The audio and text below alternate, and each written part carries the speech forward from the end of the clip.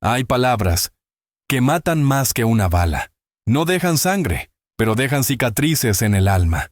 Yo soy Ronaldo, tengo 62 años y toda mi vida la pasé detrás de un volante. Pero aquel día, en mi propio coche, descubrí que el peor accidente no siempre ocurre en la carretera. A veces, ocurre dentro del corazón. Esa mañana el sol apenas tocaba los techos del barrio. Había lavado el coche con mis propias manos, como siempre. Amigo, antes de continuar, ¿podrías suscribirte a mi canal, por favor? Los necesito mucho a ustedes. Lucía, mi hija, decía que el coche era nuestro segundo hogar. Y yo le creía. Por eso, cuando lo miraba brillar al amanecer, pensaba que todo valía la pena. Javier, mi yerno, se acercó con las manos en los bolsillos y esa sonrisa arrogante que nunca me gustó. ¿Listo para el viaje, suegro?, dijo sin mirarme realmente. Yo solo asentí, llevando las maletas al maletero. Lucía salió de casa hablando por teléfono. Ni siquiera me saludó. Apreté el corazón y me dije, es normal, los jóvenes viven apurados. Cuando terminé de guardar las maletas, fui a abrir la puerta trasera para sentarme. Y entonces, su voz, fría, desconocida. Papá, bájate del coche. Me quedé quieto. Creí haber oído mal. Ese asiento, ahora es de mi suegro. Su mirada ni siquiera me buscó. Solo siguió mirando hacia adelante, como si yo ya no existiera. Por un segundo, todo a mi alrededor se volvió silencio. Ni los pájaros, ni el viento, ni los autos. Solo el eco de esas palabras. Sonreí, porque llorar no sirve de nada cuando el alma ya está rota. Abrí la puerta y bajé lentamente. Nadie lo sabe. Pero ese coche, ese viaje, esa casa donde viven, todo fue pagado con mis últimos $3,700 del banco. Vendí mi casa para que ellos tuvieran una vida mejor. Y hoy, mi propia hija me deja en la carretera. Pero la vida tiene una forma curiosa de ajustar las cuentas. Tal vez me bajé del coche, pero el destino aún seguía en mis manos. Me quedé parado en la acera mientras el motor del coche seguía encendido, vibrando como si también sintiera la tensión del momento. Lucía cerró la puerta del copiloto con un golpe seco que resonó en mi pecho más fuerte que cualquier portazo. Javier se acomodó en el asiento del conductor con esa postura relajada de quien cree que todo le pertenece por derecho propio, ajustando el espejo retrovisor sin prisa, como si yo nunca hubiera existido allí. El padre de Javier, don Héctor, un hombre de traje gris impecable y mirada calculadora, se acercó caminando despacio desde la esquina, con ese aire de superioridad que tienen quienes miden a las personas por el grosor de su billetera. Me miró de arriba abajo, no con desprecio directo, sino con esa indiferencia peor aún, esa que dice sin palabras, que simplemente no vales la pena de ser odiado, porque ni siquiera mereces esa energía. «Buenos días, Ronaldo», dijo con voz educada pero hueca, como si cumpliera con un protocolo social vacío. «Lamento que no haya espacio para todos, pero entenderás que en estos viajes familiares hay que organizarse según las prioridades, ¿verdad?». Asentí con la cabeza sin decir nada, porque la garganta se me había cerrado y las palabras se habían convertido en piedras imposibles de escupir.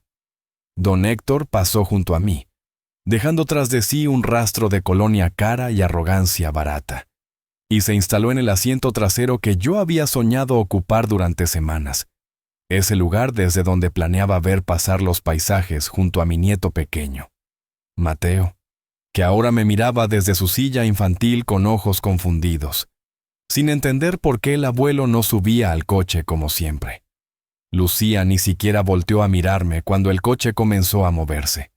Solo levantó una mano en un gesto mecánico de despedida que parecía dirigido más al aire que a mí, mientras Javier aceleraba suavemente y el vehículo se alejaba calle abajo, llevándose con él no solo mi lugar físico, sino algo mucho más profundo que ni yo mismo podía nombrar todavía. Me quedé allí, parado como un árbol que ha perdido todas sus hojas de golpe, sintiendo el peso de mis 62 años caer sobre mis hombros como una losa de cemento invisible. Los vecinos que salían a comprar el pan me miraban de reojo, algunos con curiosidad, otros con esa compasión silenciosa que duele más que el odio, porque confirma que tu humillación ha sido vista y registrada en los ojos de testigos que nunca olvidarán el momento en que tu propia sangre te dejó atrás. Caminé despacio hacia la parada de autobús, arrastrando los pies sobre el asfalto agrietado, sintiendo cada paso como si pisara sobre los fragmentos de mi propia dignidad hecha añicos. El sol ya había subido en el cielo y comenzaba a calentar con esa intensidad molesta que anuncia un día largo y pesado. Pero yo apenas lo sentía porque todo mi cuerpo se había entumecido, como si mi sistema nervioso hubiera decidido apagarse para no registrar más dolor del que ya cargaba. En la parada del autobús había una anciana con bolsas de mercado que me sonrió con esa amabilidad sin pretensiones de quien ha vivido lo suficiente para no juzgar las tragedias ajenas, y un joven con audífonos que miraba su teléfono sin levantar la vista del universo digital que lo mantenía ajeno al mundo real.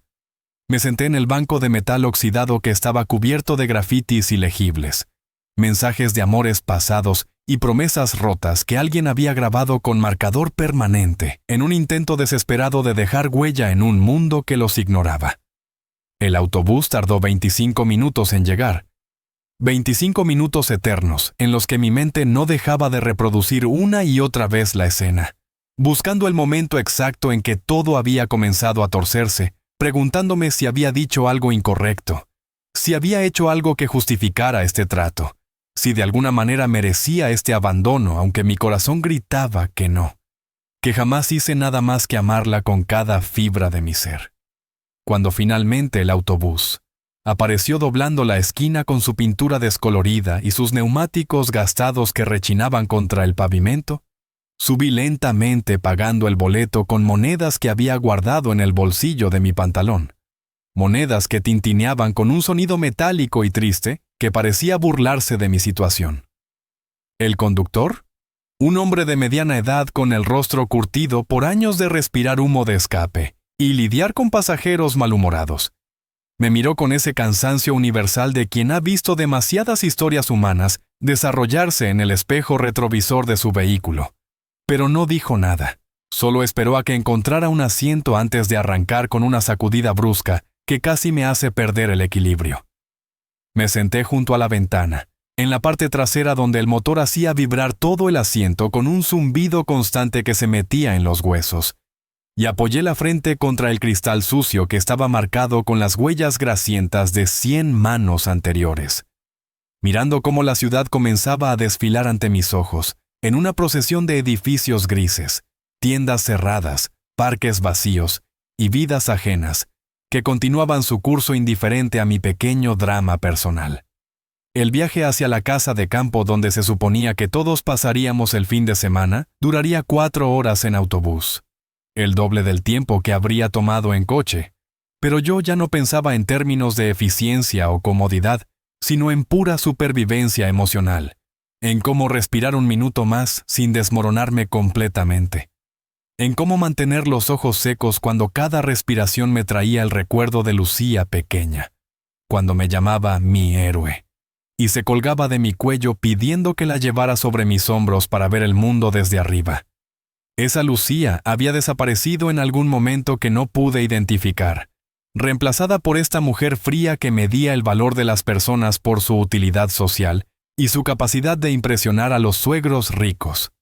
Y lo peor de todo era que yo había permitido esa transformación sin darme cuenta, financiando cada paso de su ascenso social con mis ahorros, mi trabajo, mi silencio cómplice ante cada pequeña crueldad que justifiqué diciéndome que era solo estrés, solo una mala racha, solo la presión de su nueva vida. El autobús hacía paradas cada 20 minutos en pueblos pequeños, donde subían y bajaban pasajeros con caras cansadas, trabajadores del campo con las manos encallecidas, madres con niños inquietos que no paraban de hacer preguntas, vendedores ambulantes que cargaban bolsas enormes llenas de mercancía barata que intentarían vender en la siguiente ciudad. Yo los observaba a todos con una mezcla de envidia y solidaridad, porque aunque sus vidas probablemente estaban llenas de dificultades económicas y preocupaciones cotidianas, Al menos ellos tenían esa dignidad intacta que viene de saber que tu familia te valora, que tu lugar en el mundo está asegurado no por tu cuenta bancaria, sino por los lazos invisibles del amor verdadero. Me pregunté cuántos de ellos habrían vendido su casa para comprarle un coche a un hijo desagradecido. ¿Cuántos habrían vaciado sus cuentas de ahorro para pagar la boda lujosa que Lucía había exigido, porque todos nuestros amigos esperan algo elegante? ¿Cuántos habrían trabajado turnos dobles durante años para que sus hijos pudieran estudiar en universidades privadas, mientras ellos mismos vivían con lo mínimo? La carretera se extendía ante nosotros como una serpiente gris que atravesaba campos de cultivo quemados por el sol. Pequeñas colinas cubiertas de arbustos secos, ocasionales gasolineras solitarias que parecían naufragios en un océano de tierra árida. Saqué mi teléfono del bolsillo, un modelo viejo con la pantalla agrietada que me había negado a cambiar porque todavía funciona perfectamente. ¿Para qué gastar dinero? Ahí miré las fotos que tenía guardadas, cientos de imágenes de Lucía a través de los años. Su primer día de escuela con esas trenzas que su madre le había hecho con tanto cuidado. Su graduación universitaria donde me abrazó llorando, diciendo que nada de eso habría sido posible sin mí. Su boda donde bailamos juntos mientras ella susurraba: «Gracias por todo, papá, eres el mejor padre del mundo». Palabras que ahora sonaban como ecos de un pasado lejano e irrecuperable. Como mentiras piadosas que había dicho por obligación social más que por convicción real. ¿En qué momento exacto se había roto todo? Fue cuando Javier entró en su vida con su apellido importante y su familia adinerada. Fue cuando ella empezó a trabajar en esa empresa internacional donde todos hablaban inglés y miraban por encima del hombro a quienes no habían viajado por Europa. Fue cuando comenzó a avergonzarse de presentarme ante sus nuevos amigos, inventando excusas para que yo no asistiera a sus reuniones sociales, diciendo que estaba ocupado cuando en realidad simplemente no quería que vieran que su padre era un simple chofer jubilado, con ropa humilde y modales sencillos. Guardé el teléfono de nuevo en mi bolsillo, sintiendo un peso en el pecho que amenazaba con aplastarme, porque revisar esas fotos era como contemplar las ruinas de una civilización perdida, recordatorios dolorosos de un amor que creí eterno, pero que resultó ser tan frágil como el cristal. Después de 2 horas de viaje, el autobús se detuvo en una terminal pequeña para un descanso de 15 minutos, y los pasajeros bajaron en masa buscando los baños o comprando snacks en los puestos improvisados que vendían empanadas grasientas y refrescos tibios. Yo bajé también, no porque tuviera hambre o necesidad de estirar las piernas, sino porque quedarme sentado en ese asiento vibrante me estaba volviendo loco con mis propios pensamientos que giraban en círculos como buitres sobre un cadáver. Caminé hasta un pequeño café que había al lado de la terminal, un lugar con mesas de plástico blanco manchadas de café derramado, y moscas que zumbaban alrededor de los platos sucios que los meseros no se apuraban en recoger. Pedí un café negro, simple y amargo como mi estado de ánimo, y me senté en una mesa junto a la ventana desde donde podía ver el autobús estacionado como un animal cansado que aprovechaba estos minutos para recuperar fuerzas antes de continuar su travesía. El mesero, un muchacho joven con uniforme arrugado y cara de aburrimiento existencial, me trajo el café sin decir palabra. Simplemente dejó la taza sobre la mesa con un golpe que hizo salpicar algunas gotas sobre el mantel de papel, y se fue arrastrando los pies hacia la cocina donde alguien gritaba órdenes en un tono irritado. Tomé el café despacio, saboreando su amargor que parecía apropiado para el momento, sintiendo cómo el líquido caliente bajaba por mi garganta y se instalaba en mi estómago vacío con una sensación de peso y calor incómodo. A mi lado, una pareja joven discutía en voz baja sobre dinero, sobre cuentas sin pagar y promesas rotas, sus rostros tensos y cansados reflejando el tipo de estrés que conocía bien de mis propios años difíciles cuando trabajaba dobles turnos para mantener a Lucía después de que su madre murió dejándome solo, con una niña de 7 años, y una montaña de responsabilidades que nunca imaginé tendría que enfrentar solo. Mi teléfono vibró en mi bolsillo, y por un momento mi corazón saltó con la esperanza irracional de que fuera Lucía, de que hubiera reflexionado durante el viaje y se hubiera dado cuenta del error cometido, de que me estuviera llamando para decir: «Papá, lo siento, regresamos a buscarte, no puedo hacer este viaje sin ti». Pero cuando saqué el teléfono y miré la pantalla, vi que era solo un mensaje automático de mi banco, informándome que mi cuenta había bajado de cierto monto mínimo. Una notificación cruel y perfectamente cronometrada que venía a recordarme que no solo había perdido mi dignidad esa mañana, sino que también estaba peligrosamente cerca de perder mi estabilidad financiera. Guardé el teléfono sin responder porque ¿qué podía responderle a un banco que no entendía que el dinero que faltaba se había ido en hacer feliz a una hija que ahora ni siquiera me consideraba digno de ocupar un asiento en el coche que yo había ayudado a comprar? El conductor del autobús tocó la bocina 2 veces, la señal universal de que el descanso había terminado, y era momento de continuar el viaje. Así que terminé mi café de un último trago amargo, y salí del café dejando algunas monedas sobre la mesa junto a la taza vacía. Al subir de nuevo al autobús, noté que mi asiento había sido ocupado por una señora mayor con varias bolsas de compras. Así que busqué otro lugar y encontré uno al fondo, justo detrás de donde se sentaba un hombre de negocios que hablaba por teléfono en voz alta, haciendo alarde de cifras impresionantes y contratos millonarios. Su voz llena de esa autoconfianza irritante de quien mide su valor humano en términos de éxito financiero. Me senté en silencio, tratando de ignorar su conversación mientras el autobús volvía a arrancar con esa sacudida característica, y retomábamos la carretera que se extendía interminable hacia las montañas donde estaba ubicada la casa de campo. El paisaje comenzó a cambiar gradualmente. Los campos planos dieron paso a colinas ondulantes, cubiertas de pinos y robles. El aire que entraba por las ventillas medio abiertas del autobús se volvió más fresco y limpio. Y el cielo azul intenso contrastaba con las nubes blancas que flotaban perezosas como barcos sin rumbo. En otras circunstancias habría disfrutado de esta belleza natural. Habría sacado mi cámara vieja para tomar fotos que luego compartiría con Lucía diciendo: «Mira qué hermoso está el camino». Pero ahora toda esa belleza me parecía una burla, un recordatorio cruel de que el mundo continuaba siendo hermoso e indiferente, mientras mi vida personal se desmoronaba como un edificio mal construido.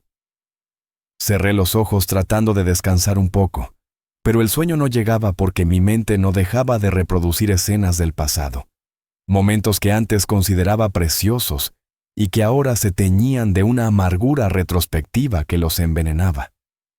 Recordé aquella vez cuando Lucía tenía 12 años y enfermó gravemente. Pasé 3 noches sin dormir a su lado en el hospital, sosteniéndole la mano y susurrándole que todo estaría bien, prometiéndole que nunca la dejaría sola, que siempre estaría ahí para protegerla de cualquier cosa que la amenazara. Recordé cuando cumplió 15 años y organizamos una fiesta modesta en casa porque no teníamos dinero para algo más elaborado. Pero ella me abrazó y dijo que era la mejor fiesta del mundo, porque estaba rodeada de amor verdadero. Recordé el día que me presentó a Javier por primera vez, como mi instinto me había advertido que algo no estaba bien en ese joven de sonrisa perfecta y palabras ensayadas. Pero callé mis dudas porque Lucía parecía feliz, y yo solo quería su felicidad, incluso si eso significaba darle mi bendición a una relación que mi corazón rechazaba. Todos esos recuerdos que antes eran mi tesoro más preciado, ahora se sentían como espinas clavadas en mi alma, porque cada uno de ellos probaba que había dedicado mi vida entera a alguien que finalmente me veía como descartable, como un accesorio incómodo que ya no encajaba en su nueva imagen social. Cuando faltaba aproximadamente 1 hora para llegar a nuestro destino, mi teléfono volvió a vibrar, y esta vez era un mensaje de Lucía, las primeras palabras que recibía de ella desde que me había bajado del coche esa mañana. Con manos temblorosas abrí el mensaje esperando encontrar una disculpa, unas palabras de arrepentimiento, alguna señal de que la hija que yo conocía todavía existía en algún lugar profundo de esa mujer en la que se había convertido. Pero lo que leí Me golpeó como un puñetazo directo al estómago. Papá, cuando llegues a la casa, trata de no hacer comentarios inapropiados delante del padre de Javier. Ya sabes cómo eres con tus historias de antes. Y don Héctor es una persona muy refinada que no está acostumbrada a ese tipo de conversaciones. Por favor, intenta encajar y no nos hagas quedar mal. Gracias. Leí el mensaje 3 veces tratando de encontrar algún matiz que suavizara su dureza, alguna palabra cariñosa escondida entre líneas que indicara que todavía le importaba mi bienestar, y no solo su imagen social. Pero no había nada. Solo instrucciones frías sobre cómo debía comportarme para no avergonzarla delante de personas que ella consideraba superiores a mí. No respondí al mensaje porque no confiaba en mi capacidad de escribir algo coherente cuando la rabia y el dolor competían por dominar mis dedos sobre el teclado.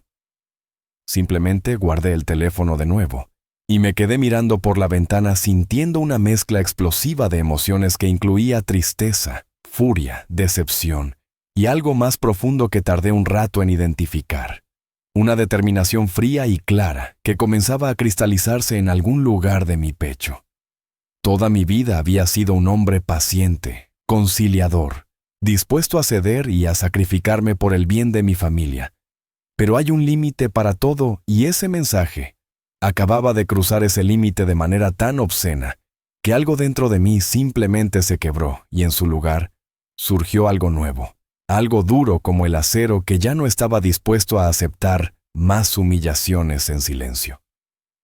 Si Lucía quería que yo encajara en su mundo refinado, si quería que me comportara como un accesorio decorativo que no hiciera ruido ni causara problemas, entonces quizás era momento de mostrarle exactamente qué pasaba cuando empujabas demasiado lejos a alguien que nunca había pedido nada a cambio de todo lo que dio.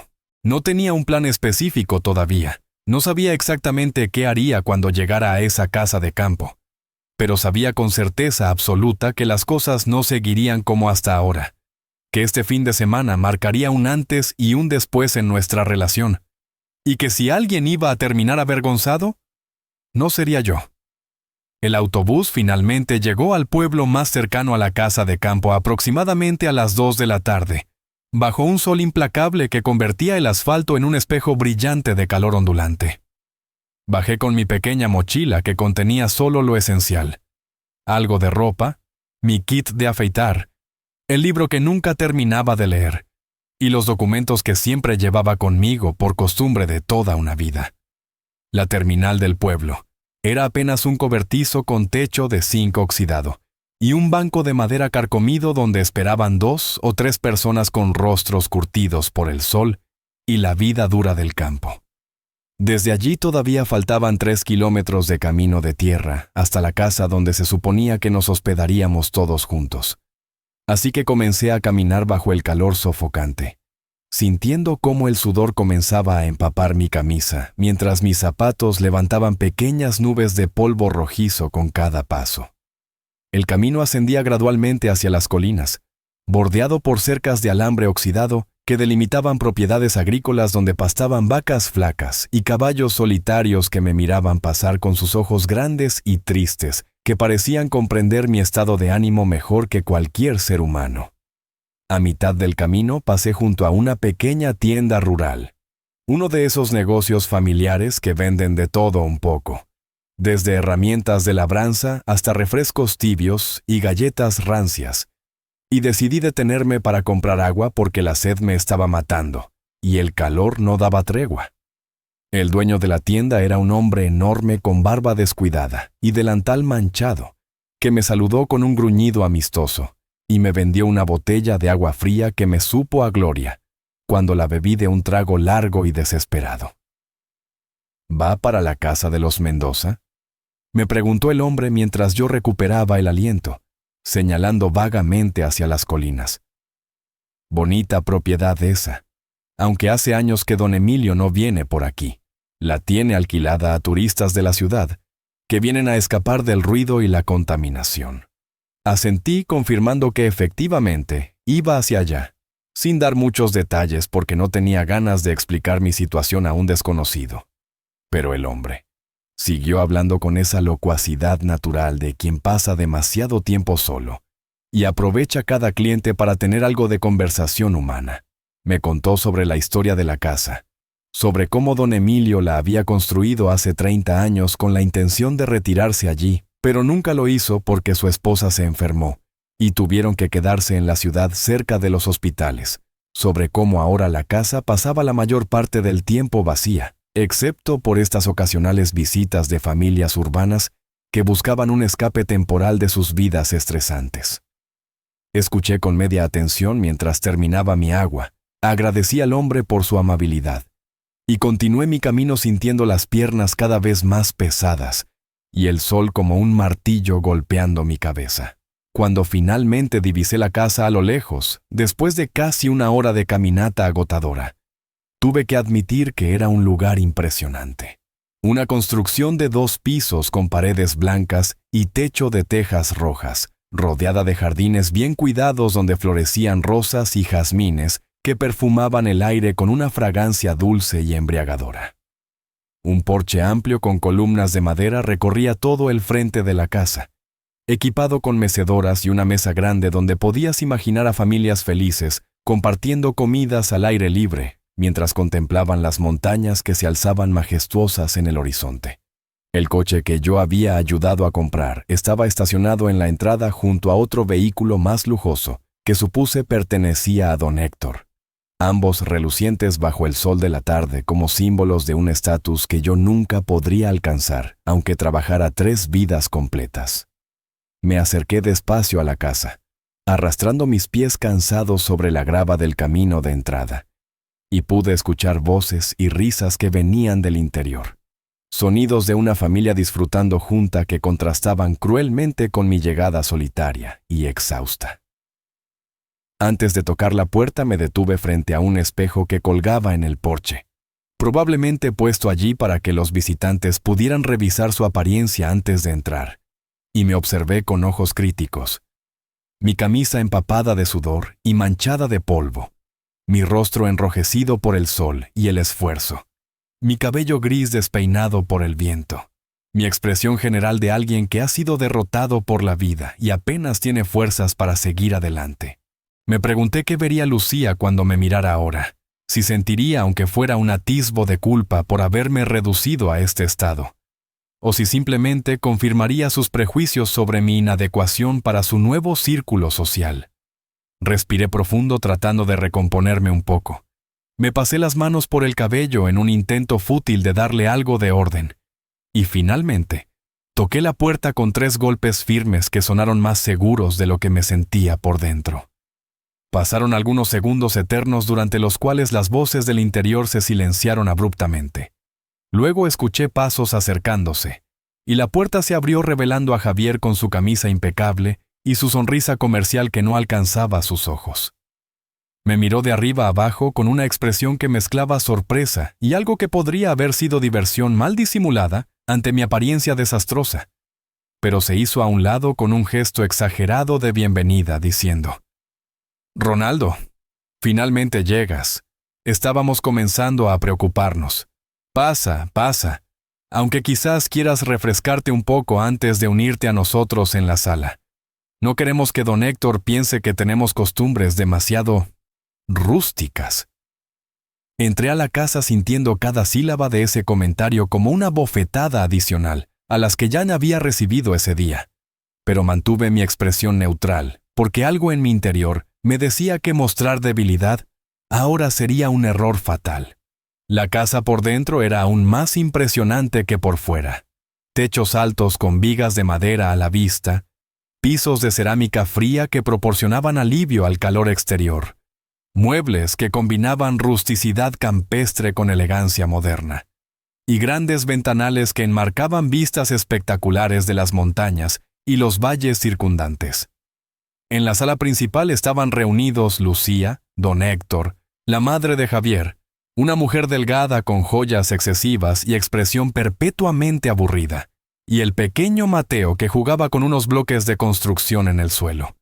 Lucía levantó la vista cuando entré, y por un microsegundo vi algo en sus ojos, quizás un destello de culpa o preocupación. pero desapareció tan rápido que no estoy seguro de haberlo visto realmente, reemplazado por esa máscara de cortesía fría que había perfeccionado en sus años de trepar socialmente.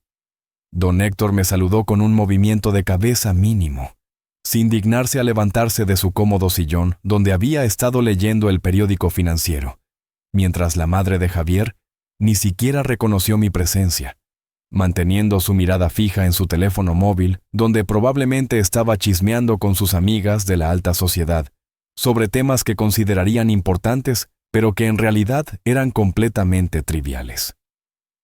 «Papá, tu habitación está arriba, la última puerta al final del pasillo», dijo Lucía con voz neutra, casi profesional, como si estuviera dando instrucciones a un empleado del servicio. «Por favor, cámbiate y báñate antes de bajar para la cena, que será en 1 hora aproximadamente». No respondí. Simplemente tomé mi mochila que había dejado caer junto a la puerta y subí las escaleras que crujían bajo mis pies, con ese sonido característico de las casas viejas que han visto pasar muchas historias humanas. El pasillo del segundo piso era largo y oscuro, iluminado solo por una ventana pequeña al final, y las paredes estaban decoradas con fotografías antiguas en blanco y negro de personas que probablemente eran los antepasados de don Emilio, rostros serios de otra época que me miraban con esa solemnidad que caracterizaba a las fotos de principios del siglo XX.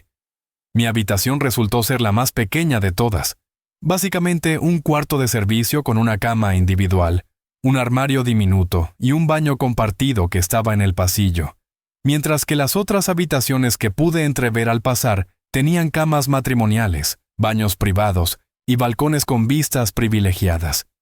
Me senté en el borde de la cama que cedió bajo mi peso con un gemido de resortes oxidados, y por primera vez en todo el día sentí que podía bajar la guardia porque estaba solo y nadie me veía.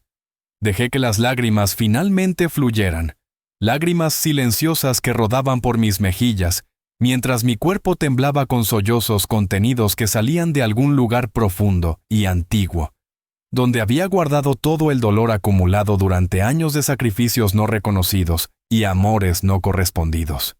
Lloré por la niña que Lucía había sido y que ya no existía. Lloré por el padre que yo había intentado ser y que aparentemente no había sido suficiente.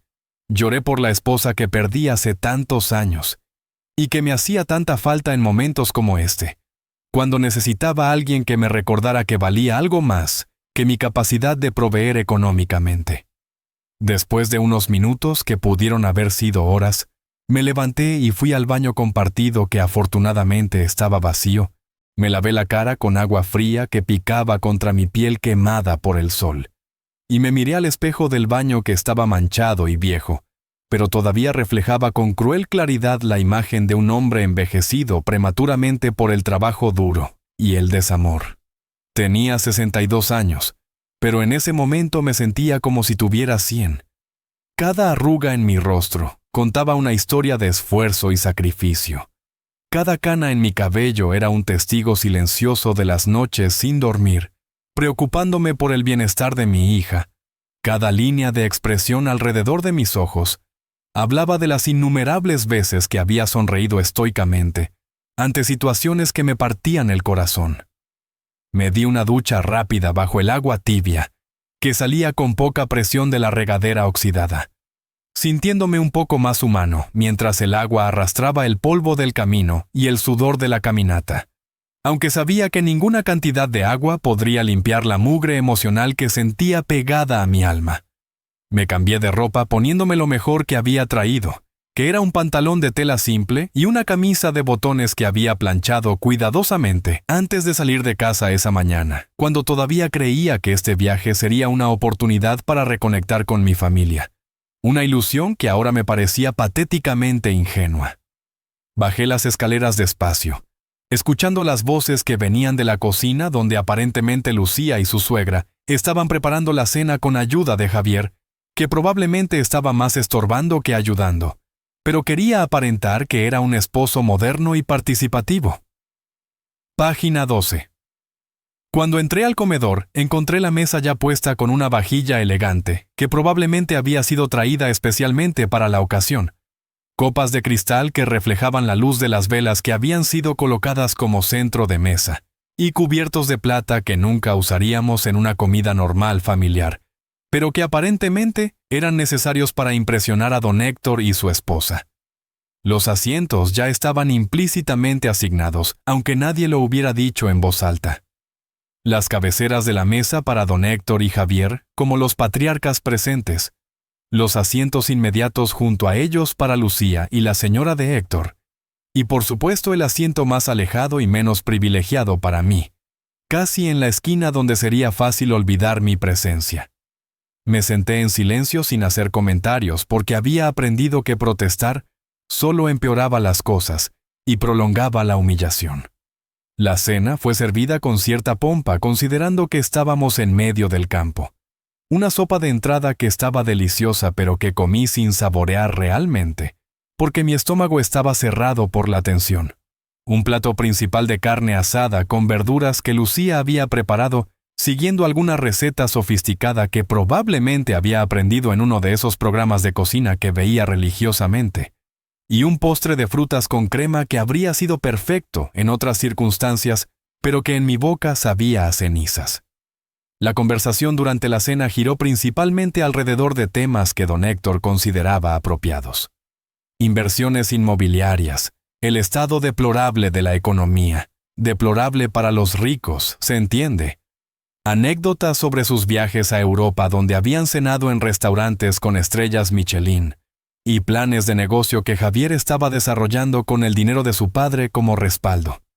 Yo permanecí en silencio durante la mayor parte de la cena, respondiendo con monosílabos cuando alguien ocasionalmente dirigía una pregunta en mi dirección más por cortesía básica que por interés genuino en mi opinión.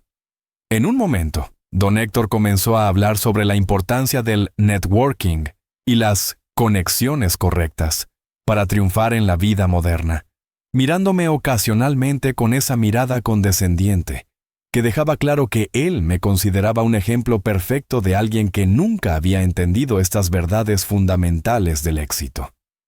Lucía asentía entusiastamente a cada palabra que salía de la boca de su suegro, riendo en los momentos apropiados, mostrando interés fascinado cuando él explicaba conceptos básicos de economía, como si fueran revelaciones profundas, comportándose exactamente como la nuera perfecta que había decidido ser incluso, si eso significaba traicionar todo lo que yo le había enseñado sobre humildad, gratitud y lealtad familiar. Después de la cena, nos movimos a la sala donde don Héctor encendió un puro caro cuyo humo azulado llenó el espacio con un olor penetrante que me recordó a los clubes exclusivos a los que nunca había sido invitado ni querido entrar. Javier sirvió copas de whisky escocés de una botella con etiqueta en inglés que probablemente costaba más que mi pensión mensual, y todos se acomodaron en los sofás mientras yo me senté en una silla apartada junto a la ventana, desde donde podía ver las estrellas comenzando a aparecer en el cielo oscurecido. El pequeño Mateo se acercó a mí en algún momento, escalando mi regazo con esa confianza inocente de los niños pequeños, que todavía no han aprendido las jerarquías sociales que los adultos imponen, y comenzó a contarme sobre las mariposas que había visto en el jardín esa tarde con una emoción genuina que contrastaba dolorosamente con la frialdad calculada de los adultos en la habitación. Lucía lo llamó después de unos minutos diciéndole que no molestara al abuelo, usando un tono que sugería que mi compañía era de alguna manera perjudicial para el niño. Y Mateo se fue obedientemente, aunque pude ver la confusión en sus ojitos, porque no entendía por qué no podía estar con su abuelo que siempre había sido su compañero de juegos favorito. Me quedé allí sentado sintiéndome como un fantasma en mi propia familia, presente físicamente pero completamente invisible emocionalmente, escuchando conversaciones de las que estaba excluido, presenciando risas que no compartía, existiendo en los márgenes de un cuadro familiar del cual supuestamente era parte pero del cual había sido efectivamente borrado. En algún momento, cuando don Héctor comenzó a contar la historia de cómo había hecho su primera fortuna con una inversión arriesgada en bienes raíces, sentí que algo dentro de mí llegaba a su límite. Me levanté de mi silla y dije con voz clara, que sorprendió a todos por su firmeza. Es una historia interesante, don Héctor, aunque debo decir que hay diferentes tipos de riqueza en este mundo, y no todas se miden en cuentas bancarias. Por ejemplo, yo nunca tuve mucho dinero, es verdad, pero tuve algo que ninguna inversión puede comprar: la certeza absoluta de que todo lo que hice, lo hice por amor genuino y no por beneficio personal. El silencio que siguió a mis palabras fue tan denso que podías cortarlo con cuchillo. Lucía me miraba con ojos muy abiertos que mezclaban vergüenza y furia. Javier parecía incómodo mientras se aflojaba el cuello de la camisa. Don Héctor había dejado de fumar su puro y me observaba con una mezcla de sorpresa y algo que podría haber sido respeto a regañadientes. Y solo el pequeño Mateo parecía ajeno a la tensión, mientras seguía jugando con sus bloques en el suelo. Continué hablando porque sentía que si me detenía, ahora perdería el impulso que me había tomado 62 años construir. Cuando mi esposa murió hace 15 años, me quedé solo con una niña de 7 años que dependía completamente de mí. Trabajé turnos dobles durante años, manejando taxis por la noche después de mi trabajo regular como chofer de autobuses durante el día, durmiendo 4 horas si tenía suerte, comiendo lo mínimo necesario para poder ahorrar cada centavo posible. ¿Y saben para qué era todo ese sacrificio? Para que Lucía pudiera ir a una buena escuela, para que tuviera ropa decente, para que pudiera estudiar en la universidad sin tener que trabajar mientras estudiaba, para que tuviera oportunidades que yo nunca tuve. Vendí la casa que mi esposa y yo habíamos comprado con tanto esfuerzo, ese pequeño hogar lleno de recuerdos preciosos, y me mudé a un apartamento diminuto de un solo cuarto donde dormía en un sofá-cama incómodo, todo para poder darle a Lucía el dinero del enganche de su primera casa cuando se casó. Lucía había palidecido visiblemente y mantenía la mirada fija en sus manos que retorcía nerviosamente en su regazo. Pero yo no podía detenerme ahora, porque 15 años de silencio y sacrificio no reconocido estaban saliendo de mí como un río que había roto sus represas. Continué con voz que temblaba ligeramente, pero que mantenía su firmeza. Ese coche en el que viajaron hoy, ese hermoso automóvil del que me bajaron esta mañana porque mi presencia era inconveniente, lo compré con los últimos $3,700 que tenía en mi cuenta de ahorros. Era el dinero que había estado guardando durante 5 años trabajando medio tiempo después de jubilarme. Mi fondo de emergencia para cuando la edad me impidiera trabajar completamente. Mi pequeña red de seguridad para los años difíciles que inevitablemente vendrían. Pero cuando Lucía mencionó que necesitaban un coche más grande ahora que tenían a Mateo, cuando vi esa mirada en sus ojos que reconocí de cuando era niña y deseaba algo con toda su alma, no pude negarle nada, aunque eso significara vaciar mi cuenta y quedarme sin protección financiera alguna.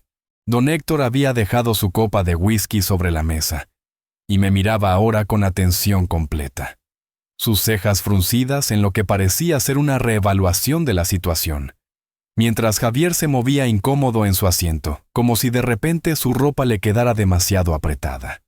La señora de Héctor había dejado su teléfono finalmente, y también me observaba con algo que podría haber sido interés, o tal vez solo curiosidad morbosa, ante el drama que se desarrollaba frente a ella.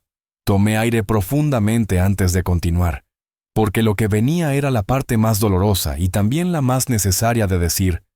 Esta mañana, cuando mi propia hija me dijo que bajara del coche porque ese asiento ahora pertenecía a su suegro, sentí que algo dentro de mí moría definitivamente. No fue solo la humillación pública, no fue solo el rechazo explícito. Fue la confirmación terrible de algo que había estado negando durante años. Que todo mi sacrificio, todo mi amor, toda mi dedicación absoluta no habían sido suficientes para ganar siquiera el respeto básico que cualquier padre merece de su hijo. Me bajé de ese coche sin protestar porque todavía me aferraba a la ilusión de que tal vez Lucía reaccionaría, de que tal vez se daría cuenta del error cometido y vendría corriendo a disculparse. Pero no lo hizo. En cambio, me envió un mensaje pidiéndome que no la avergonzara delante de ustedes con mis historias del pasado, como si mi vida entera fuera algo vergonzoso que debía ser escondido como un secreto sucio.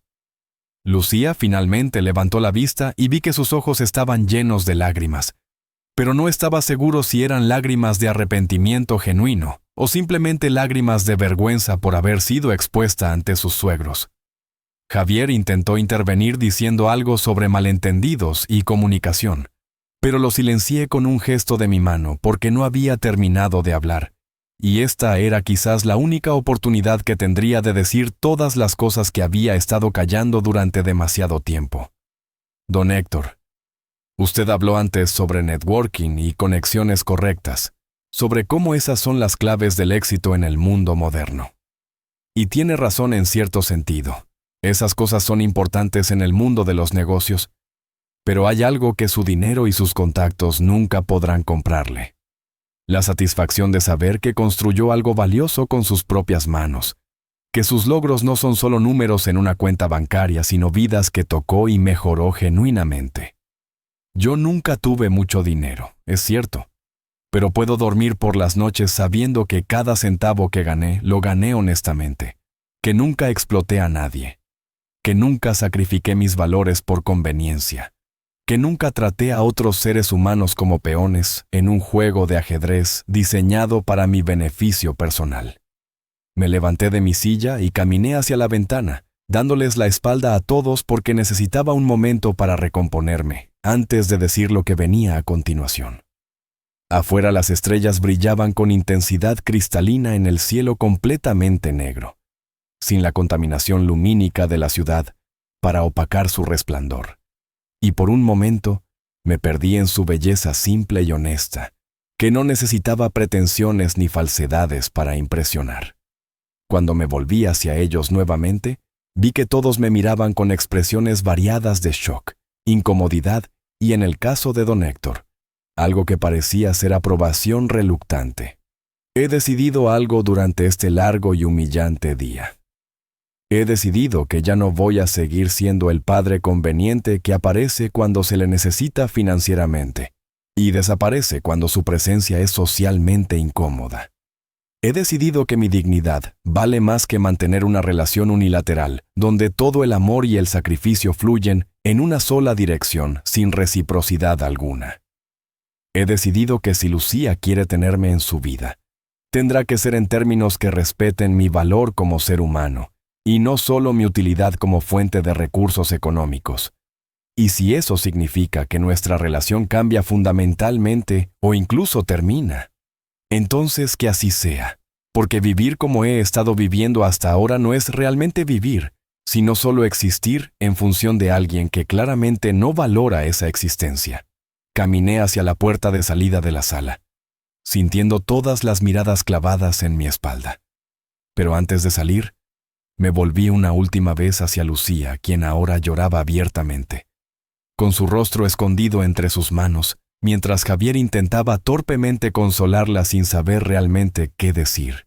Le dije con voz más suave pero no menos firme: «Te amé desde el momento en que naciste, Lucía. Fuiste la luz que iluminó mi vida después de la oscuridad terrible de perder a tu madre. Habría dado literalmente mi vida por ti, sin pensarlo 2 veces. Y de hecho eso es básicamente lo que hice durante todos estos años, dedicándote cada minuto de mi existencia sin reservar nada para mí mismo».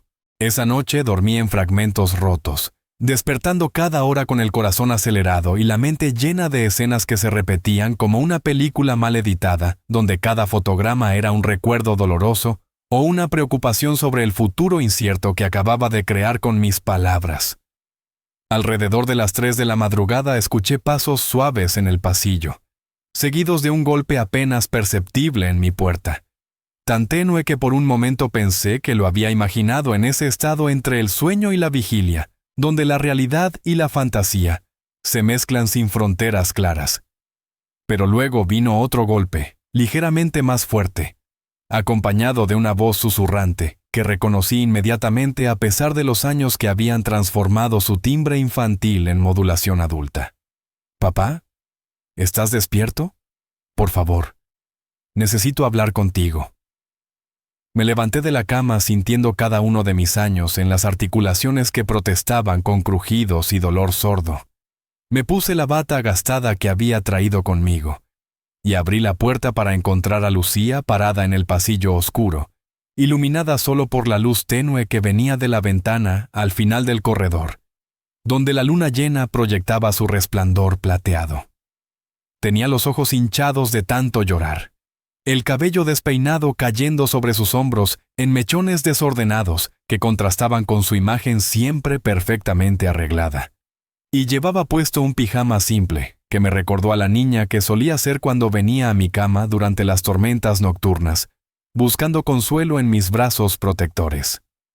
Me hice a un lado sin decir palabra, permitiéndole entrar a mi pequeña habitación, y ella se sentó en el borde de la cama con las manos entrelazadas sobre su regazo, mientras yo tomaba la única silla disponible, manteniendo una distancia física que reflejaba la distancia emocional que se había abierto entre nosotros como un abismo imposible de cruzar con simples palabras. El silencio se extendió entre nosotros, durante lo que parecieron minutos eternos, cada uno esperando que el otro hablara primero, hasta que finalmente Lucía levantó su rostro y me miró con ojos llenos de un dolor que parecía genuino, aunque yo ya no confiaba completamente en mi capacidad de leer sus emociones verdaderas detrás de las máscaras sociales que había aprendido a usar tan bien. Cuando finalmente habló, su voz era apenas un susurro quebrado que temblaba con cada sílaba como si las palabras le costaran un esfuerzo físico tremendo. No sé cómo empezar a disculparme por lo que hice hoy, papá. No hay palabras en ningún idioma que puedan expresar adecuadamente lo avergonzada y arrepentida que me siento. Cuando bajaste del coche esta mañana con esa sonrisa triste que intentaba esconder tu dolor, sentí algo retorcerse dentro de mi estómago, una voz pequeña que gritaba que estaba cometiendo un error terrible, pero la ignoré porque estaba tan obsesionada con impresionar a los padres de Javier, tan desesperada por demostrar que pertenecía a su mundo, que sacrifiqué lo más importante que tengo en mi vida sin pensarlo 2 veces. La escuché sin interrumpir, manteniendo mi expresión neutral porque había aprendido durante mi larga vida que las disculpas fáciles después de daños profundos a menudo son solo intentos de aliviar la culpa del ofensor sin representar verdadero cambio o comprensión genuina del daño causado. Lucía continuó hablando mientras las lágrimas comenzaban a rodar nuevamente por sus mejillas, dejando rastros brillantes que capturaban la luz lunar que entraba por la ventana pequeña de mi habitación. Durante años he estado viviendo en esta especie de niebla, papá, persiguiendo cosas que creía que me harían feliz, pero que en realidad solo me alejaban cada vez más de lo que realmente importa.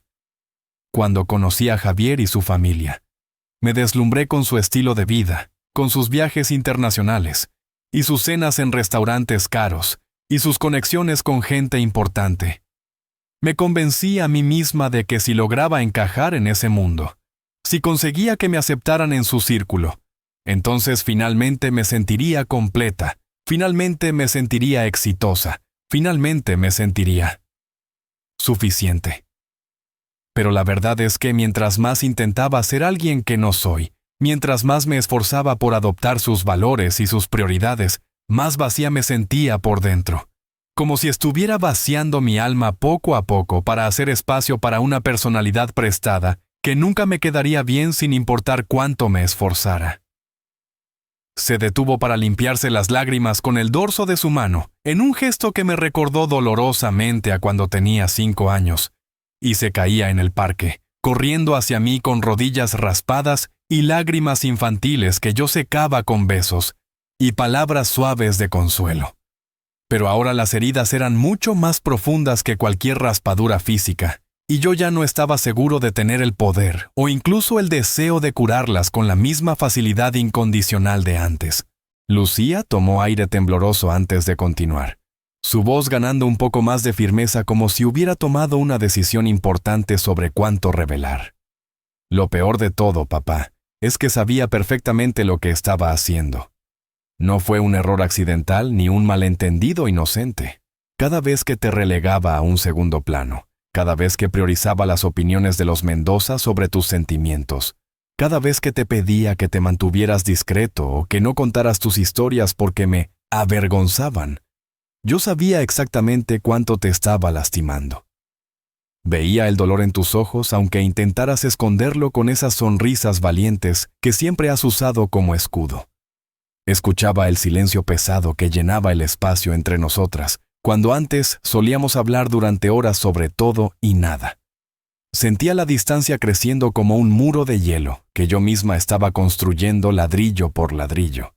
Y aún así, seguía adelante porque me había convencido de que el fin justificaba los medios, de que una vez que lograra establecerme completamente en este nuevo mundo, entonces podría permitirme el lujo de reparar nuestra relación. Como si el amor familiar fuera algo que pudieras poner en pausa y retomar cuando te resultara conveniente. Finalmente hablé, rompiendo mi silencio deliberado con palabras que salieron más frías de lo que pretendía, aunque quizás esa frialdad era exactamente lo que necesitaba expresar en ese momento. ¿Y qué cambió, Lucía? ¿Qué hizo que esta noche fuera diferente a todas las otras noches durante los últimos 3 años, cuando me trataste como un accesorio inconveniente? ¿Fue mi discurso en la sala lo que finalmente penetró tu armadura de ambición social? ¿O fue simplemente la vergüenza de haber sido expuesta delante de los Mendoza lo que te trajo aquí a buscar reparar el daño? Porque necesito saber si este arrepentimiento que muestras ahora es genuino, o si es solo otro movimiento estratégico para mantener las apariencias y asegurarte de que no cause más escenas incómodas que puedan dañar tu imagen cuidadosamente cultivada. Mis palabras la golpearon como bofetadas físicas, y vi cómo se encogía ante cada sílaba. Pero no suavicé mi tono porque esta conversación era demasiado importante para ser navegada con las cortesías superficiales que habían caracterizado nuestras interacciones recientes. Si íbamos a tener alguna posibilidad de reconstruir algo real entre nosotros, necesitaba llegar hasta el fondo de sus motivaciones. Necesitaba confirmar que no estaba simplemente manipulándome nuevamente con lágrimas calculadas y arrepentimiento performativo. Lucía se quedó quieta durante varios segundos que se estiraron como horas, su rostro pasando por una serie de expresiones que incluían dolor, vergüenza, consideración profunda y finalmente algo que parecía ser honestidad cruda y sin filtros. Tienes todo el derecho a cuestionar mi sinceridad, papá. Si yo estuviera en tu lugar, también dudaría de mis motivaciones después de cómo te he tratado. Pero voy a ser completamente honesta contigo, porque ya no tiene sentido seguir escondiendo la verdad detrás de excusas bonitas y justificaciones convenientes. ¿Sí? Tu discurso me impactó profundamente, sí. La vergüenza de ser confrontada delante de los Mendoza jugó un papel en hacerme reflexionar. Pero lo que realmente me destrozó por dentro fue algo que don Héctor me dijo después de que subiste a tu habitación. Se detuvo como si lo que venía a continuación fuera particularmente difícil de admitir, sus manos apretando el borde de la cama con tanta fuerza que sus nudillos se pusieron blancos bajo la presión. Esperé en silencio, dándole el espacio que necesitaba para encontrar las palabras correctas, porque a pesar de mi enojo y mi desilusión, parte de mí todavía amaba a esta mujer que había sido toda mi razón de existir durante tantos años. Finalmente continuó con voz apenas audible. Don Héctor me miró con una expresión que nunca había visto en él antes, una mezcla de decepción y algo que casi parecía desprecio. Y me dijo algo que nunca olvidaré mientras viva.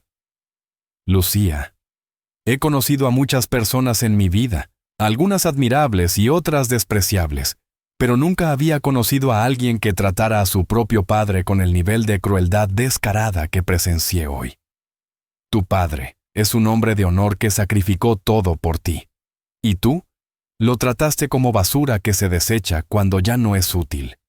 Si así tratas a quien más te ama en este mundo, no puedo ni imaginar cómo tratarás a mi hijo cuando las cosas se pongan difíciles en su matrimonio. Francamente, me has hecho cuestionar si la unión entre nuestras familias fue realmente una buena idea. El silencio que siguió a esas palabras fue absoluto, roto solo por el sonido distante de grillos cantando en la noche y el ocasional crujido de la casa vieja acomodándose en sus cimientos. No podía negar que sentía cierta satisfacción oscura al saber que don Héctor, el mismo hombre cuya aprobación Lucía había estado buscando tan desesperadamente, que sacrificó nuestra relación en el altar de esa ambición, había sido quien finalmente le había abierto los ojos a la monstruosidad de sus acciones. Había una ironía poética en eso que no se me escapaba, una especie de justicia cósmica que habría apreciado más si no estuviera todavía sangrando por las heridas que esas acciones habían causado en mi corazón. Lucía continuó hablando con voz quebrada que alternaba entre sollozos contenidos y esfuerzos visibles por mantener la compostura. Sus palabras me golpearon como un balde de agua helada, papá. De repente me vi a mí misma desde fuera, como si estuviera observando a una extraña cuyo comportamiento me resultaba repugnante. Vi con claridad terrible todo lo que había hecho, no solo hoy sino durante años. Todas las pequeñas crueldades y grandes traiciones que había justificado con excusas patéticas sobre presión social y expectativas externas. Me di cuenta de que me había convertido exactamente en el tipo de persona que solía despreciar cuando era más joven. Esas personas superficiales que valoran las apariencias sobre la sustancia, que miden el éxito en términos de impresionar a otros, en lugar de ser fieles a sus propios valores. Y lo peor es que lo hice conscientemente, con plena awareness de cada paso que me alejaba de quien realmente soy, porque estaba tan obsesionada con pertenecer a un mundo que en el fondo siempre supe que no era mi verdadero hogar.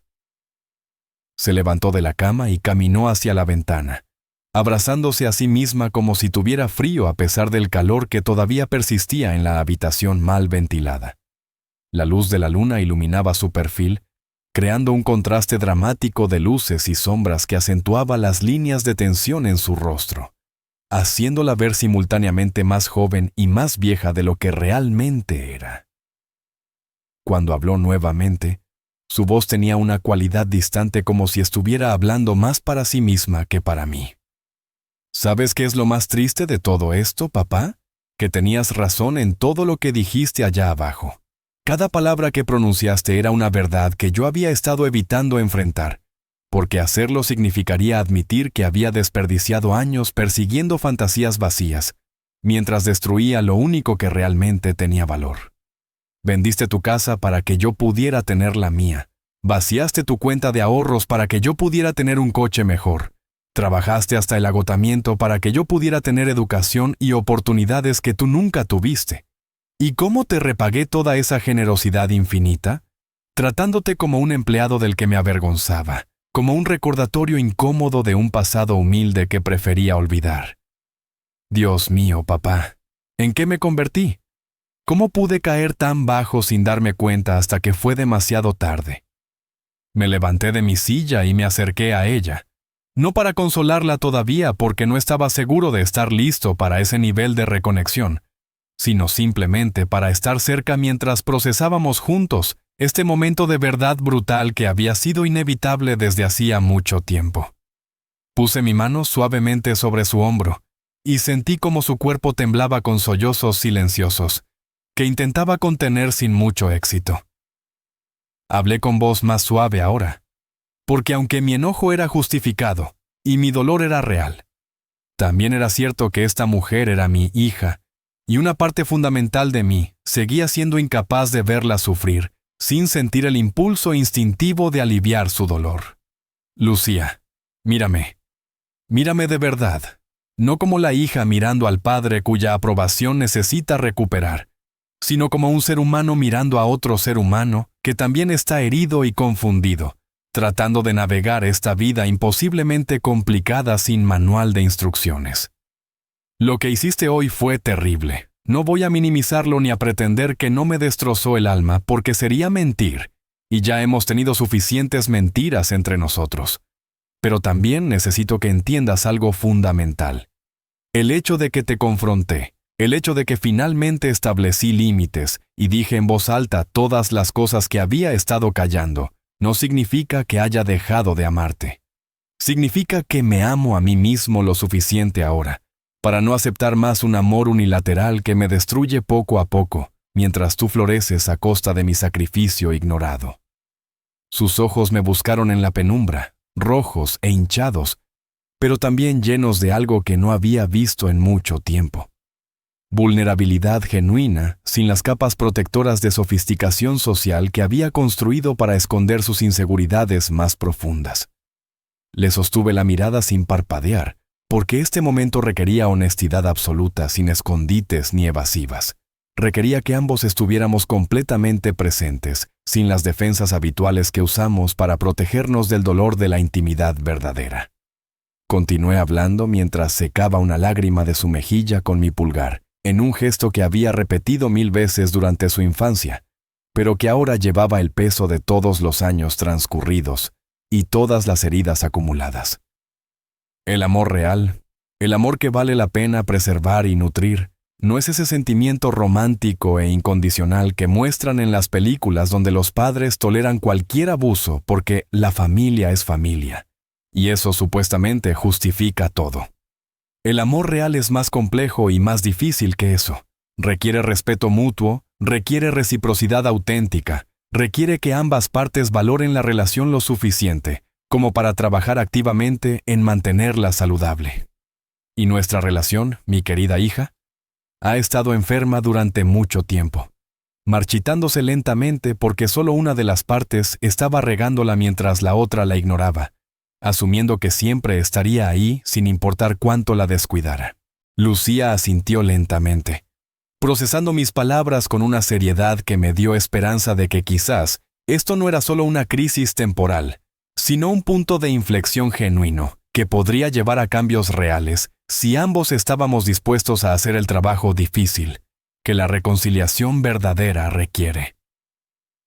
Se alejó de la ventana y volvió a sentarse en la cama, pero esta vez con una postura diferente, menos defensiva y más abierta, como si hubiera tomado la decisión consciente de bajar todas sus guardias y permitirse ser vista en su totalidad sin filtros ni pretensiones. Cuando habló nuevamente, su voz tenía una calidad diferente, más madura y reflexiva. Tienes razón en todo, papá, y no voy a insultarte intentando negarlo o justificarlo con excusas vacías. He sido una hija terrible, egoísta hasta niveles que me resultan difíciles de comprender, ahora que finalmente estoy viéndome con claridad.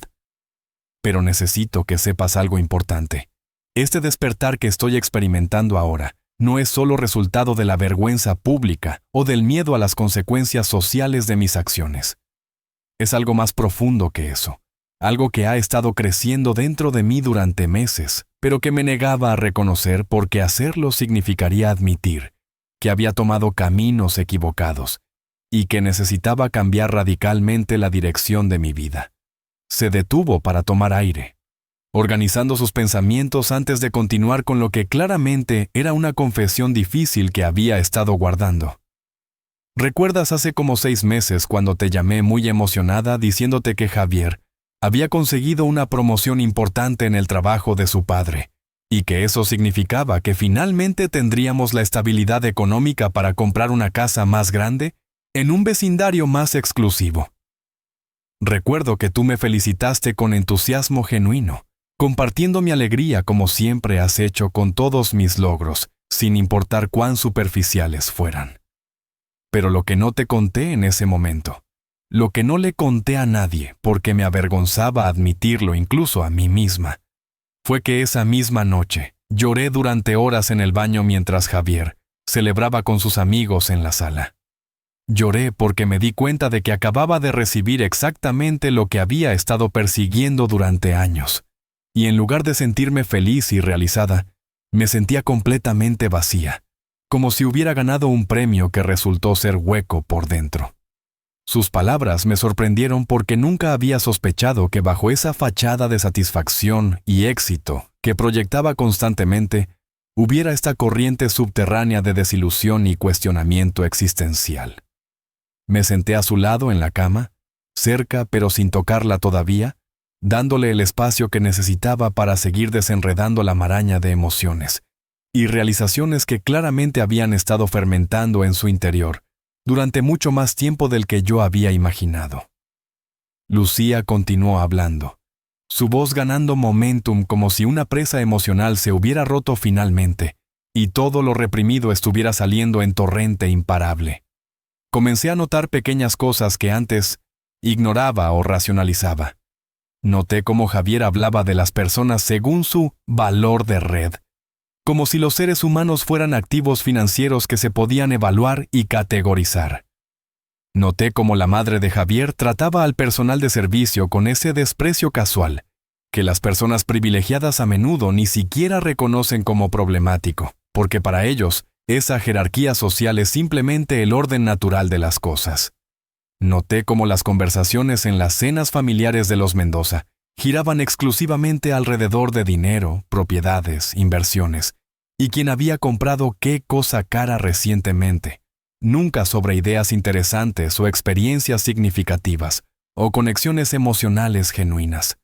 Y cada vez que notaba estas cosas, sentía una punzada de incomodidad que rápidamente suprimía porque admitir que algo estaba mal habría significado cuestionar todas las decisiones que había tomado para llegar hasta ese punto. Se giró para mirarme directamente, sus ojos buscando los míos con una intensidad que no había visto en años. Y por primera vez en mucho tiempo, sentí que estaba viendo a mi verdadera hija debajo de todas las capas de performance social que había construido. Sus siguientes palabras salieron en un susurro cargado de emoción. Pero lo que realmente me partió el corazón, lo que me hizo imposible seguir ignorando la verdad, fue ver cómo Mateo está empezando a absorber esos mismos valores tóxicos. El otro día escuché cómo le decía a otro niño en el parque que no podía jugar con él, porque mi abuela dice que tu ropa es de pobre y los pobres tienen gérmenes. Papá, mi hijo de 4 años ya está aprendiendo a discriminar a otros niños basándose en su clase económica. Ya está internalizando ese sentido de superioridad cruel que caracteriza a los Mendoza. Y cuando lo escuché decir esas palabras horribles, cuando vi la naturalidad con la que las pronunciaba como si fueran una verdad obvia que todos deberían saber, sentí náuseas físicas porque me di cuenta de que yo era responsable de crear un ambiente donde esas actitudes pudieran florecer en mi propio hijo. Sus palabras sobre Mateo me golpearon con fuerza particular, porque ese niño era mi nieto, mi conexión con el futuro, y la idea de que estuviera siendo moldeado en una versión miniatura de los Mendoza, con todos sus prejuicios y su crueldad casual, me resultaba intolerable. Finalmente rompí mi silencio prolongado, con una pregunta que había estado formándose en mi mente. ¿Y qué planeas hacer con todas estas realizaciones, Lucía? Porque las epifanías son importantes, la autoconciencia es valiosa, pero ninguna de esas cosas significa nada sin acciones concretas que demuestren un compromiso real con el cambio. Esto es solo un momento emocional que pasará cuando las cosas vuelvan a la normalidad y las presiones de tu vida cotidiana te empujen nuevamente hacia los patrones viejos. ¿O estás realmente dispuesta a hacer las transformaciones difíciles que se requieren para convertirte en la persona que dices que quieres ser? Mi pregunta era directa y quizás incluso dura, pero sentía que este no era momento para suavizar las cosas con gentileza excesiva, que solo serviría para posponer las conversaciones difíciles que necesitábamos tener. Lucía pareció apreciar mi franqueza porque respondió sin vacilación, con una determinación en su voz que me hizo creer que quizás esta vez las cosas podrían ser diferentes. Ya he tomado algunas decisiones concretas, papá. Decisiones que puse en marcha incluso antes de venir a tu habitación esta noche, porque sabía que no podía pedirte perdón con palabras vacías, sin demostrar con acciones que estoy comprometida con cambios reales. Primero, le dije a Javier que vamos a necesitar terapia de pareja seria, porque nuestra relación se ha construido sobre fundamentos tóxicos que necesitan ser reevaluados y reconstruidos si queremos tener alguna esperanza de crear un matrimonio saludable. Él no estaba feliz con esa declaración.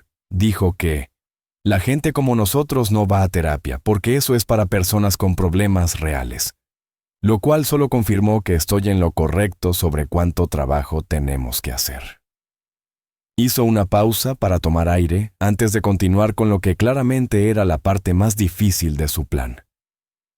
Segundo, he decidido que vamos a mudarnos fuera de la propiedad que los padres de Javier nos regalaron como gift de bodas, pero que en realidad es una correa que nos mantiene atados a su control constante y sus expectativas sofocantes. Vamos a buscar un lugar más modesto que podamos pagar con nuestros propios salarios. Un lugar que sea verdaderamente nuestro, sin las strings attached que vienen con aceptar caridad de los Mendoza. Javier va a moldear esta idea, porque significará renunciar a cierto estatus y comodidades. Pero si nuestro matrimonio va a sobrevivir, Necesitamos independencia real para descubrir quiénes somos como pareja, cuando no estamos constantemente performing para audiencia de sus padres. Sus palabras me sorprendieron gratamente porque demostraban un nivel de pensamiento estratégico y compromiso con el cambio que había temido que no poseyera más después de tantos años de dejarse llevar por las corrientes de conveniencia social. Pero aún tenía preguntas, aún necesitaba entender el alcance completo de sus intenciones, antes de permitirme creer que esta transformación era genuina y sostenible.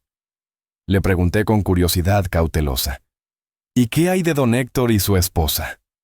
¿Cómo planeas navegar esa relación considerando que claramente ejercen influencia considerable sobre Javier y que probablemente no van a apreciar que sus planes de moldearte en su imagen ideal de nuera sean interrumpidos por tu súbita rebelión contra su orden establecido?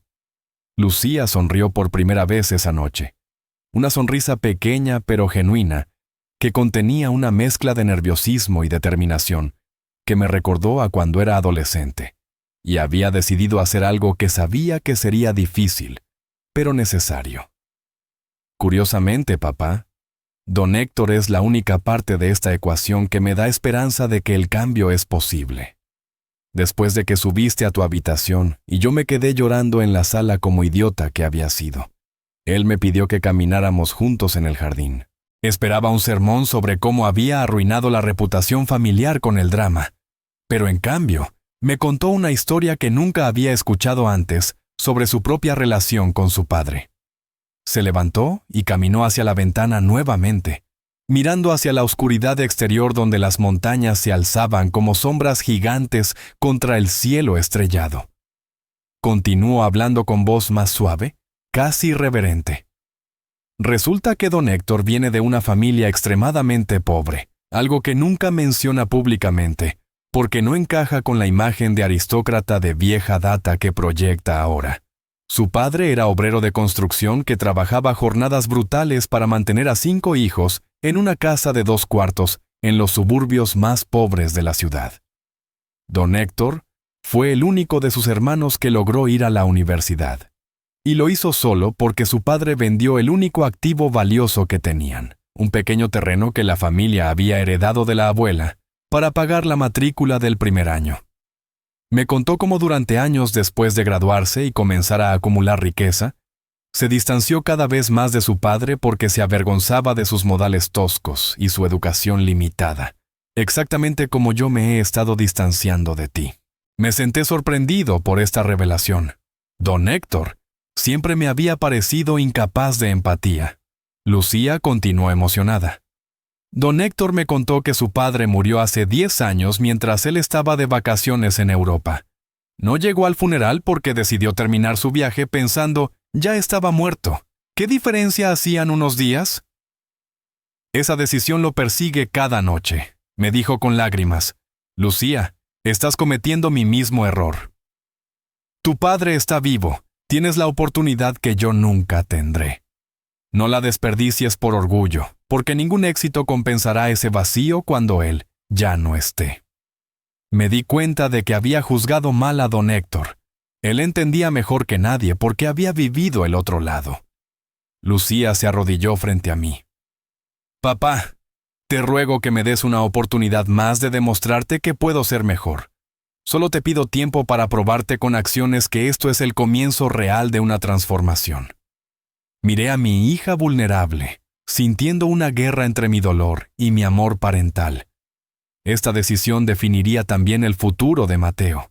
Hablé con firmeza pero con compasión. Lucía, levántate. El perdón es un proceso largo. Estoy dispuesto a darte esa oportunidad bajo condiciones claras. No volveremos a como antes. Construiremos una nueva relación basada en respeto mutuo. Necesito ver cambios concretos durante meses antes de poder confiar nuevamente.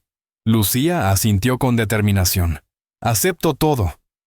Haré estos cambios por Mateo y por mí, no solo por reparar nuestra relación. Quiero que tenga un abuelo que le enseñe integridad y respeto por todos. Sus palabras sobre Mateo me conmovieron. Le dije más suave. Empecemos mañana. No será perfecta, pero si ambos estamos comprometidos, podemos construir algo mejor. Abrí mis brazos. Ella se lanzó hacia mí y la sostuve mientras lloraba. La abracé como no lo había hecho en años. Permanecimos así varios minutos, reconectando en silencio. Se separó con una sonrisa temblorosa que me recordó a la niña que había sido. «Ve a descansar», le dije. «Gracias por ser valiente y enfrentar la verdad. Esa valentía es el primer paso real». Caminó hacia la puerta y se detuvo. «Te amo, papá.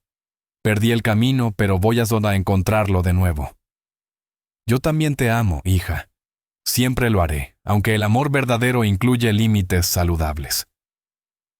Ella salió cerrando suavemente. Me dejé caer en la cama y caí en un sueño profundo después del día más emocional en décadas. La mañana llegó con luz dorada. Había dormido pocas horas, pero me desperté renovado, como si algo pesado se hubiera aligerado. Me duché, afeité y vestí con mi mejor ropa, sintiendo que este día requería formalidad. Al bajar cerca de las 8, encontré la casa activa con sonidos matutinos. Platos, café recién hecho, voces bajas. Me detuve en el último escalón respirando profundo. Al entrar al comedor, me sorprendió la escena. La mesa estaba cuidadosamente puesta con flores frescas del jardín, y todos esperaban.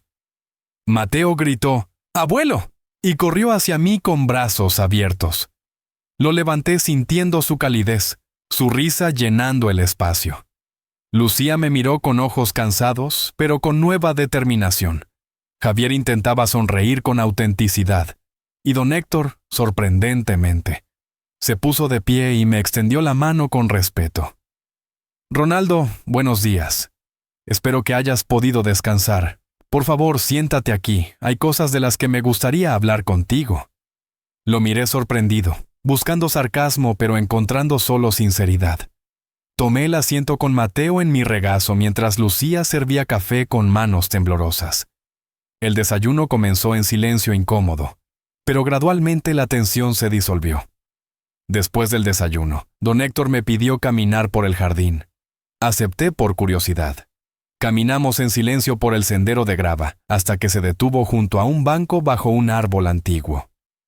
«Ronaldo, necesito pedirte disculpas. Ayer en el coche participé activamente en esa injusticia sin cuestionarla. Me comporté con indiferencia hacia tu dignidad, porque estaba acostumbrado a que mi comodidad fuera más importante. No reconocí la monstruosidad hasta que tú hablaste en la cena». Me giré sorprendido. Don Héctor continuó mirando las montañas. «Tu discurso me sacudió porque me vi reflejado desde la perspectiva opuesta. Mi padre se sacrificó por mí como tú por Lucía, y yo lo repagué exactamente como ella, con vergüenza, distanciamiento y abandono. Nunca tuvimos la conversación que ustedes tuvieron anoche por orgullo. Nos alejamos hasta que él murió y me quedé con todo este éxito, solo para darme cuenta de que no significaba nada sin su aprobación». Su voz se quebró y sus ojos se humedecieron. Continuó tras recomponerse. «Cuando te vi bajar del coche con dignidad silenciosa, vi a mi padre en ti. Cuando te escuché anoche estableciendo límites mientras mantenías la puerta abierta, escuché las palabras que mi padre nunca pudo decirme. Me di cuenta de que le debo a tu hija la lección que mi padre no pudo darme, que hay caminos de regreso desde errores terribles, y que reconocerlos es el verdadero signo de madurez». Se volvió hacia mí con expresión seria. «Por eso he decidido hacer cambios radicales. Quiero ofrecerte lo que debí desde el principio. Mi respeto genuino y reconocimiento de que el verdadero éxito se mide en relaciones construidas con integridad. Y te pido, si estás dispuesto, que me permitas aprender de ti sobre cómo ser el tipo de padre y abuelo que prioriza el amor sobre el estatus, la autenticidad sobre las apariencias». 3 meses después, mi vida había cambiado increíblemente. Estaba en mi apartamento, que ahora veía como espacio de paz y autenticidad. Lucía y Mateo entraron como cada sábado, pero esta vez con una noticia especial. «Papá, lo hicimos. Terminamos la terapia y nos mudamos a nuestro apartamento, uno que pagamos con nuestros salarios. Es más pequeño, pero es nuestro, y nunca me he sentido más libre». Mateo corrió hacia mí gritando sobre su nueva habitación. Lucía se sentó a mi lado y tomó mi mano con afecto que antes era impensable. «Hay algo más». Don Héctor estableció un fondo educativo para Mateo y otros niños, en honor a su padre. Pidió que llevara el nombre de mamá, María Elena, y quiere que formes parte del comité selector, porque necesitamos la perspectiva de alguien que entiende realmente lo que significa luchar. Las lágrimas rodaron por mis mejillas, pero eran de validación, de saber que mi dolor se transformó en algo que ayudaría a otros. Javier llegó después con comida que él mismo preparó. Me pidió disculpas formales, reconociendo que estaba desaprendiendo patrones tóxicos para modelar algo mejor para su hijo. Más tarde, solo mirando fotografías viejas de María Elena, me di cuenta. Había ganado. No por humillar a nadie ni por riqueza, sino porque me mantuve fiel a mis valores, establecí límites sin cerrar la puerta al amor y sobreviví al rechazo emergiendo más fuerte. Había ganado porque mi hija aprendió las lecciones, porque mi nieto crecería valorando carácter sobre apariencias, porque transformé mi dolor en legado para otros niños. Lo más importante, valoré mi propia dignidad tanto como el amor de mi hija, entendiendo que ambas se refuerzan mutuamente. El padre que se bajó del coche humillado renació como alguien mejor, un hombre que amaba profundamente pero también se respetaba, que daba generosamente pero sabía cuándo decir basta. Mi teléfono sonó con un mensaje de Lucía. «Te amo, papá». «Gracias por no rendirte. Eres mi héroe verdadero», respondí. «Y tú siempre serás mi hija amada. Estoy orgulloso de ti». Ganar significaba ayudar a quienes te lastimaron a convertirse en mejores personas mientras tú también mejorabas. Transformé la tragedia en historia de redención y amor que incluyó respeto propio. Mirando las estrellas, supe que si tuviera que hacerlo todo de nuevo, tomaría las mismas decisiones, porque me llevaron donde necesitaba estar, en paz, dignidad y amor verdadero.